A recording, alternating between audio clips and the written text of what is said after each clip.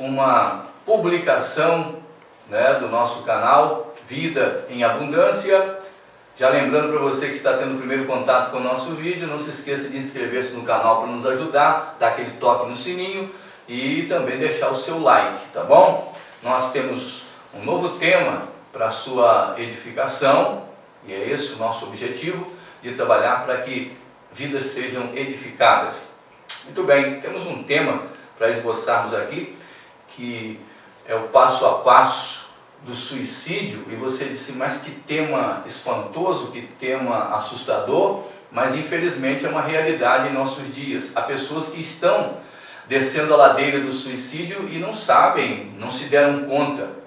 De vez em quando alguém fica enfermo no nosso convívio, sente alguma dor, por exemplo, uma dor de cabeça, aí eu costumo perguntar, mas essa dor de cabeça que você está sentindo, ela vem de onde? Do porquê? E a pessoa, eu não sei. Não, a gente dá logo aquela sugestão inicial. Pode vir de uma enxaqueca, pressão na vista por causa de questão de óculos, pode vir por causa de algo que você comeu e atacou o fígado, enfim. Então a origem dela é diferenciada. É bom que nós conheçamos os sinais que o nosso corpo dá em determinados momentos da nossa vida. Nosso corpo sempre dá um sinal como alguma coisa não vai bem, por exemplo, febre. Quando a gente sente febre, alguns encaram isso como algo negativo, mas a febre necessariamente não é algo negativo. Isso acontece quando há uma infecção no nosso corpo. Então, é como se os anticorpos se mobilizassem porque há um corpo estranho, ou seja, existem ali alguns micróbios que não são próprios daquele corpo. E aí, os anticorpos entram em ação e superaquecem o corpo para combaterem aquele intruso, aquele corpo estranho. Então, necessariamente, a febre não é uma coisa para se ver de maneira ruim, mas é um aviso para o nosso corpo. Às vezes, nós comemos alguma coisa que ela, quando começa a fazer mal, atacando o nosso fígado, nós sentimos começa a dar uma dorzinha aguda assim na cabeça. E você, para a gente já estar acostumado, sabemos que aquilo ali foi, eu acho que eu comi alguma coisa que me fez mal, e logo corremos para providenciar a solução para o problema. Quando nós ignoramos o que está acontecendo conosco, então, infelizmente, quando nos dermos conta do que realmente está acontecendo, pode ser tarde demais. A mesma coisa acontece no que diz respeito à nossa saúde mental, a nossa saúde, já falei da saúde física, saúde mental, e para aqueles que são religiosos, para os cristãos também, no seu aspecto espiritual. Quando a coisa não vai bem, quando você percebe que alguma coisa está fora do comum, você não pode ignorar.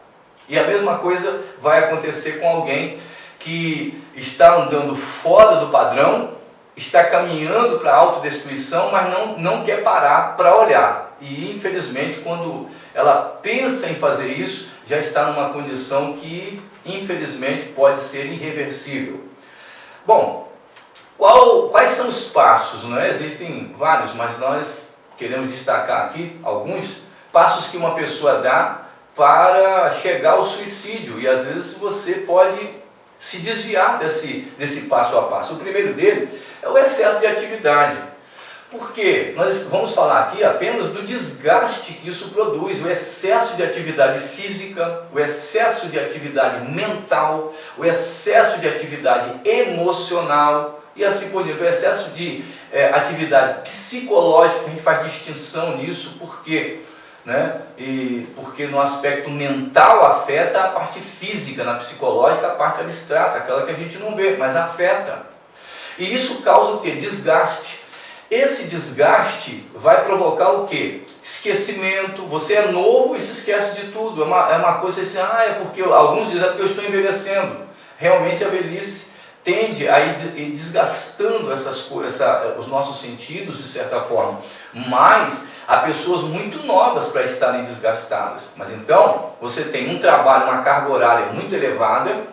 Você tem, logo depois do trabalho, você já sai correndo para a faculdade, não tem tempo de se alimentar corretamente, você volta da faculdade já muito tarde e ainda tem que estudar para a prova, às vezes de madrugada, e tem que levantar cedo para trabalhar. Você fica nessa roda viva e aproveita o domingo para fazer, os sábados e domingos, para fazer, quem sabe, uma hora extra em uma outra atividade, seja ela qual for. Às vezes é uma atividade que exige de você dedicação física, outras vezes exige de você coisa mental, onde você tem que estudar, pesquisar para dar aula em uma determinada área, quando você também tem que estudar, tá? Porque você faz uma faculdade, né, um outro curso, uma outra coisa que você está fazendo e daí por diante. E isso vai te trazer prejuízo, você vai chegar a uma certa altura que já não vai ter mais condição de lidar com isso, você vai ficar desgastado. E alguns, por exemplo, cantores famosos, depois de uma roda viva de shows, acabaram ficando depressivos. Esses atores ficaram depressivos e isso acontece com cantores, com atores e com toda a sociedade, isso pode acontecer. E também a síndrome, o outro passo é síndrome do labirinto. O que é a síndrome do labirinto? Isso é uma definição que eu estou dando, tá? É o quê? É aquele tipo de vida que você está vivendo, que você roda e não chega em lugar nenhum. Você chegou a uma situação de vida que tudo que você tentou não era ali, não era como você queria, aí você volta a tentar outra coisa, depois tenta outra coisa e mais uma outra coisa, vai redundar naquilo que nós dizemos que é o desgaste. Há pessoas que já investiram em tudo e depois elas pararam e disseram, não tem jeito para mim, não é? Há pessoas que elas queriam ser felizes e se envolver nas drogas, aí conseguiram ficar livre de um tipo de droga, poderia ser qualquer um desses aí, cocaína, enfim, maconha, enfim. Fugiram dali, outros investiram para ser felizes na bebida, outros usaram o sexo como droga, outros usaram o jogo como droga porque vicia. E aí depois que a pessoa fez tudo isso, ela para e diz, para mim não tem jeito. É um labirinto, onde você não vai para lugar nenhum. E aí você você tentou de tudo e não consegue, e isso infelizmente se você chega nessa situação, você vai ficando desgastado de você mesmo. Isso é complicado, tá? Em terceiro lugar, é o depósito em saco furado, que também é uma definição que estamos dando aqui. É o quê? Investimento num romance que você sabe que vai dar errado, você sabe que aquilo não vai para lugar nenhum, você investiu tudo que você podia, você deu todo o carinho que tinha que dar, toda a atenção, e você ainda continua insistindo. Então aquilo vai te desgastando e você espera daquela outra pessoa tanta coisa que ela não vai te dar. Mas você continua, a família avisando para você não fazer isso, daqui a pouco aquela pessoa, você acha que aquela pessoa é tudo para você. Sem ela você não tem vida. Sem ela você não consegue ver a vida. Você está vivendo em função de alguém. Em outras palavras, você se tornou um parasita. Porque o parasita ele vive da energia dos outros. Então você depende para viver daquela pessoa. Se aquela pessoa te abandonar, você se autodestrói. Sua vida não pode ser ali parasita. Não é? Você não pode estar depositando num lugar onde você não vai ter um retorno. Você espera esse retorno e não tem. Você investe a sua vida numa coisa que não vai te dar nada. Você vai se desgastar em cima de uma coisa que não vai te dar retorno. Eu usei aqui o caso do parasita, porque é você depender dos outros. Mas o nosso foco aqui é a questão de você depositar algo que não vai ter retorno. É como jogar realmente o dinheiro em saco furado. Isso pode ser um investimento geralmente sentimental, tá? Você dedicou sua vida inteira para nada. Existem dois extremos aí, ou a pessoa tira a sua própria vida, ou ela tira a vida também de outra pessoa, tira primeiro da outra, depois tira a sua própria vida. Por quê? Por causa dessa situação de investir em saco furado. Lembre-se, não existe só uma pessoa no mundo para você investir, não existe só uma pessoa que pode te fazer feliz.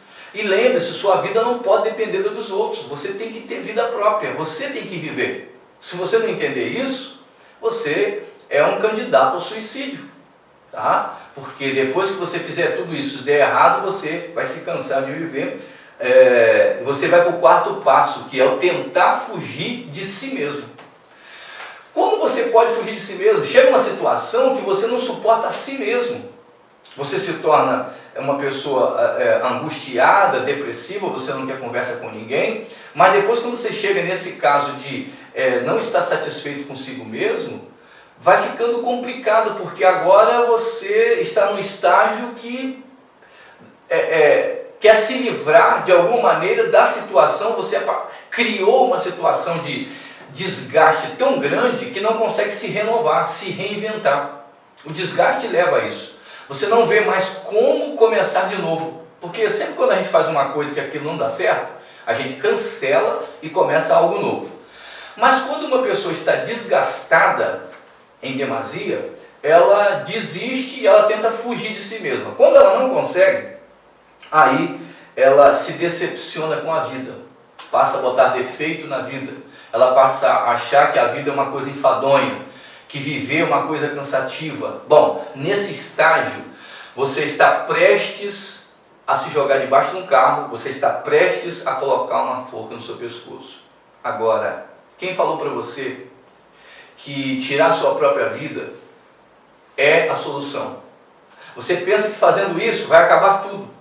Só que você não sabe se isso é verdade. Não estou nem apelando para um fator religioso.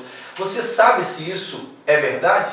Você vai se jogar num abismo escuro. Você não sabe aonde isso vai dar. Você não acredita mais em nada. Você não acredita nas pessoas, você não acredita na vida, então você pensa que tirando a sua vida você vai solucionar o problema. Olha o estágio que alguém chega por causa do desgaste.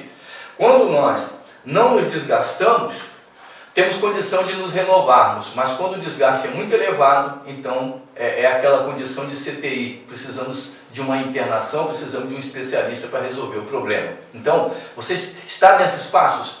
Pare, preste atenção numa coisa, você não é todo poderoso. Não aceite que as pessoas, nem cobrança dos outros para você ir para o extremo, e nem se cobre a si mesmo como se você fosse perfeito, você não é perfeito.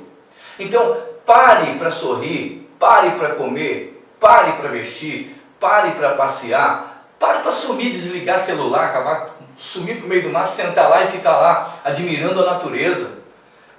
Desligue um pouquinho de tudo que está à sua volta, que está te matando, e corra para viver de verdade, tá? Muitas pessoas, por elas entenderem que isso, no começo isso não é perigoso, acabam se autodestruindo.